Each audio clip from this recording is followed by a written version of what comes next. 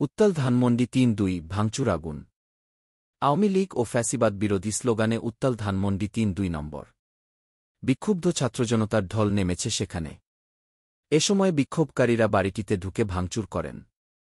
ঘোষণা অনুযায়ী বুধবার ৫ ফেব্রুয়ারি রাত ৮টায় কর্মসূচি থাকলেও সন্ধ্যার পর থেকে সেখানে জড়ো হতে থাকে ছাত্রজনতা। সেখানে জড়ো হয়ে তারা বিভিন্ন স্লোগান দিতে থাকে। এক পর্যায়ে রাত ৮টার কিছু আগে ৩-২ নম্বরের ওই বাড়িতে ঢুকে পড়ে ছাত্রজনতা। এ সময় বিক্ষুব্ধরা বাড়ির ভেতর ও বাহিরের বিভিন্ন জিনিসপত্র ভাঙচুর চালায়। কাউকে কাউকে বাড়ির গ্রিল ও জানালা খুলে নিতে দেখা যায়। এক পর্যায়ে বাড়িটির দোতলায় আগুন ধরিয়ে দেয়া হয়। এছাড়া শেখ মুজিবুর রহমানের প্রতিকৃতিতেও ভাঙচুর চালানো হয়। বিক্ষুব্ধরা এ সময় শেখ হাসিনার ফাঁসি চাই, মুজিববাদ মুর্দাবাদ ইত্যাদি নানা ধরনের স্লোগান দিতে থাকে। বিক্ষুব্ধ ছাত্র জনতা বলছেন, যারা ছাত্র হত্যার সঙ্গে জড়িত ছিল সেসব ফ্যাসিবাদীদের কোনো চিহ্ন বাংলাদেশে মাটিতে রাখতে চায় না।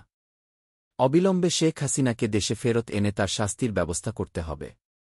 এর আগে জুলাই গণঅভ্যুত্থানের মুখে পালিয়ে ভারতে অবস্থান নেওয়া স্বৈরশাসক শেখ হাসিনার ভাষণ দেওয়াকে কেন্দ্র করে ফেসবুকে ধানমন্ডি ৩-২ অভিমুখে বুলডোজার মিছিলের কর্মসূচির ডাক দেওয়া হয়।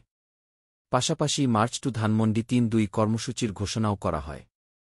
এদিকে যেকোনো ধরনের অনাকাঙ্ক্ষিত ঘটনা এড়াতে ও আইনশৃঙ্খলা পরিস্থিতি নিয়ন্ত্রণে রাখতে আগে থেকেই ধানমন্ডি ৩-২ নম্বর সড়কের বঙ্গবন্ধু শেখ মুজিবুর রহমান স্মৃতি জাদুঘরের আশপাশের এলাকায় সতর্ক অবস্থান নিয়েছে পুলিশ। তবে ৩-২ নম্বর বাড়িটি ভাঙচুর করার সময় বাড়ির সামনে ৩টি পুলিশের গাড়ি ও বিপুল সংখ্যক পুলিশ মোতায়েন ছিল। পরে শিক্ষার্থীরা ভাঙচুর চালানোর সময় পুলিশ ঘটনাস্থল ত্যাগ করেন। উল্লেখ্য, গত বছরের ৫ আগস্ট বৈষম্যবিরোধী ছাত্র আন্দোলনের ডাকা মার্চ টু ঢাকা কর্মসূচিতে উদ্ভূত পরিস্থিতিতে প্রধানমন্ত্রীর পদ থেকে পদত্যাগ করার পাশাপাশি দেশ ছেড়ে পালিয়ে যান আওয়ামী লীগ সভাপতি শেখ হাসিনা। এ খবর পাওয়ার পরপরই বিকেলে বঙ্গবন্ধুর ধানমন্ডি ৩-২ নম্বরের বাড়িতে অগ্নিসংযোগ করেছিল উত্তেজিত জনতা।